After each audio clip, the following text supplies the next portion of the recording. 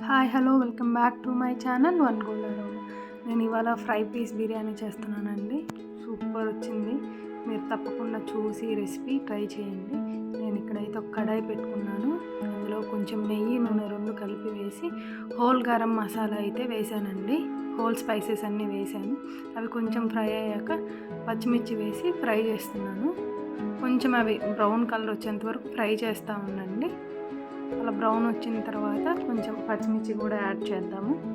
ఒక 4 పచ్చిమిర్చి తీసుకున్నానండి. స్పైసీకి తగ్గట్టు మనం ఇందులో కారం అలా ఏమీ యూజ్ చేయం కాబట్టి పచ్చిమిర్చి 4-5 నుండి మీ స్పైసెస్ని బట్టి తీసుకోండి. టమాటాలు కూడా యాడ్ చేశాను. అవి కొంచెం బాగా మగ్గాలండి. బాగా మగ్గిన తర్వాత మనం ఇందులో 2 టేబుల్ స్పూన్లు అల్లం వెల్లుల్లి పేస్ట్ నేను రోట్లో నూరేసుకున్నాను. మీరు కూడా రోట్లో నూరుకొని వేసుకోండి. అలానే పుదీనా కూడా వేశాను. ఒక గుప్పెడు పుదీనా వేసాను. నెయ్యి నూనెలో పుదీనా వేయటం వల్ల మంచి అరోమా వస్తుంది. ఇక్కడ నేను క్లీన్ చేసుకున్న చికెన్ 1 kg చికెన్ అయితే వేసుకొని కొంచెం ఉప్పు వేసుకొని మంచిగా కలిపాను.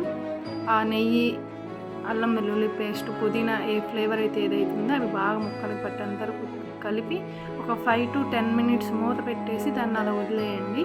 మధ్య మధ్యలో చూస్తూ ఉండండి ముక్క ఉడికిందో లేదో అని. అంటే అడుగు అంటకుండా అల్లం వెల్లుల్లి పేస్ట్ వేసాను. నేను ఇక్కడైతే చక్కగా కలుపుతున్నాను.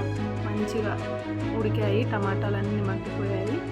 ఇక్కడ గరం మసాలా కొంచెం, ధనియాల పొడి కొంచెం వేసానండి. అంటే కొంచెం అంటే 2 table spoons garam masala, 2 table spoons ధనియాల పొడి వేసి మంచిగా కలిపాను. చక్కగా కలుపుకొని ఆ ఫ్లేవర్ అంతా ముక్కలకు పట్టేంత వరకు ఉంచి పెరుగు కూడా యాడ్ చేస్తున్నాను నేను. పెరుగు ఒక కప్పు, ఒక 250 ml అనుకోండి, అంత పెరుగు అయితే వేస్తున్నాను. అంత పెరుగు మీరు వేసుకోండి.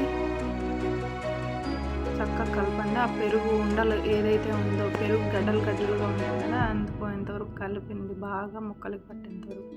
ఒక 5 minutes మూత పెట్టేయండి. అప్పుడు ఆ పెరుగులో నుండి వాటర్ రిలీజ్ అయ్యి ముక్కలు కూడా చక్కగా ఉడుకుతాయి. ఇక్కడ నేనైతే ఎసురు పోసుకుంటున్నానండి. 1కి 1.5 నీళ్లు తీసుకున్నాను. నేను బాస్మతి రైస్ 1/2 hour ముందే నానబెట్టుకున్నాను. దానికి నేను 1కి 1.5 వాటర్ అయితే పోసాను. ఇక్కడ నేను కొంచెం కొత్తిమీర, పుదీనా, నిమ్మకాయ యాడ్ చేశానండి. నిమ్మకాయ వేయటం వల్ల రైస్ మంచిగా విడివిడిగా ఉడుకుతుంది.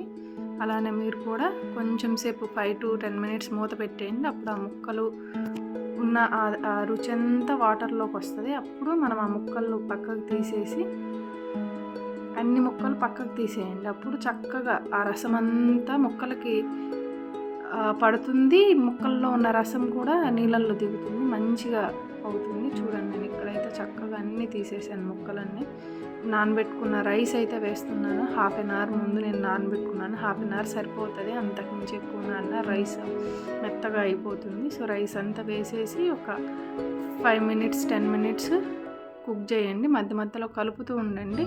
అప్పుడు మనకు రైస్ ఒక సైడే కాకుండా ఈవెన్గా మొత్తం కుక్ అవ్వడానికి ఛాన్సెస్ ఉంటాయి.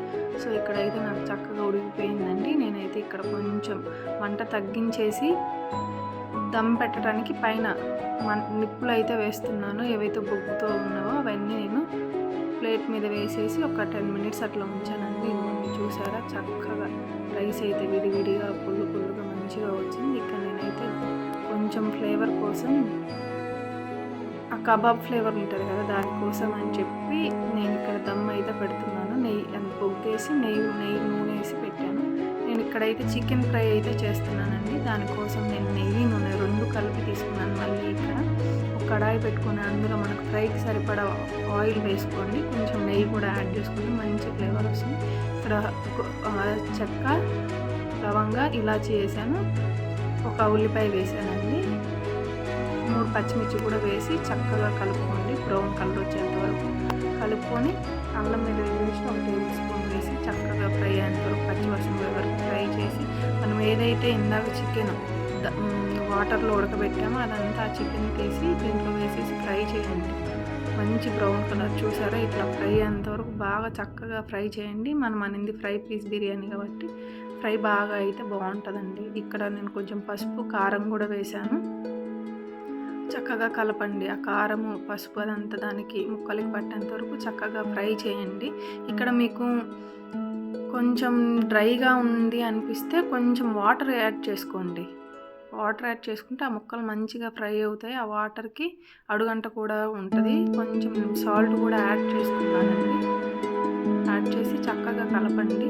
కొంచెం ఈ స్టేజ్‌లో కరివేపాకేస్తే ఆ ఫ్లేవరు ముక్కలకి బట్టి చాలా చాలా టేస్ట్‌గా ఉంటాయి ముక్కలు కూడా. చక్కగా ఫ్రై చేయండి. ఇదిగోండి ఇలా ఫ్రై అయ్యాయి చక్కగా.